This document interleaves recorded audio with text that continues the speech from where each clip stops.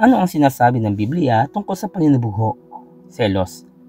Kapag ginamit natin ang salitang nagseselos, ginagamit natin ito sa diwa ng pagiging inggit sa isang tao na mayroong isang bagay na wala sa atin. Ang ganitong uri ng paninubugho ay isang kasalanan at hindi katangian ng isang Kristiyano. Sa halip, ito ay nagpapakita na tayo ay kontrolado pa rin ng ating sarili mga pagnanasa.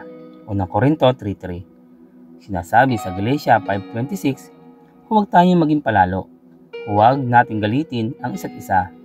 At huwag rin tayong mainggit sa isa't isa. Sinasabi sa atin ng Biblia na dapat natin taglayin ang perpektong uri ng pag-ibig ng Diyos para sa atin.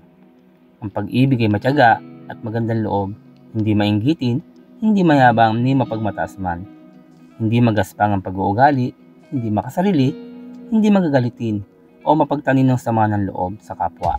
Unang Korinto 13:4-5. Kung mas nakatuon tayo sa ating sarili at sa ating sarili mga hangarin, mas mababa ang ating kakayahang tumuon sa Diyos. Kapag pinatigas natin ang ating mga puso sa katotohanan, hindi tayo maaaring bumaling kay Jesus at hayaan siya na pagalingin tayo. Mateo 13:5. Ngunit kapag pinahintulutan natin ng banal na espiritu na kontrolin tayo, magbubunga siya sa atin ng bunga ng ating kaligtasan, na siyang pag-ibig, kagalakan, kapayapaan, pagkitaga, kagandahan loob, kabutihan, katapatan, hinahunan at pagpipigil sa sarili.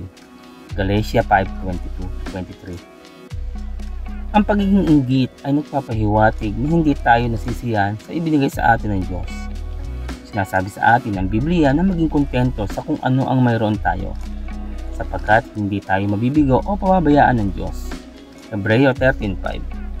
Upang labanan ang paninubugho, kailangan nating maging higit na katulad ni Jesus at hindi katulad ng ating sarili.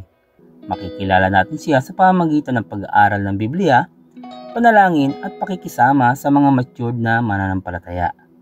Habang natututo tayo kung paano maglingkod sa iba sa halip na sa ating sarili, magsisimula magbago ang ating mga puso.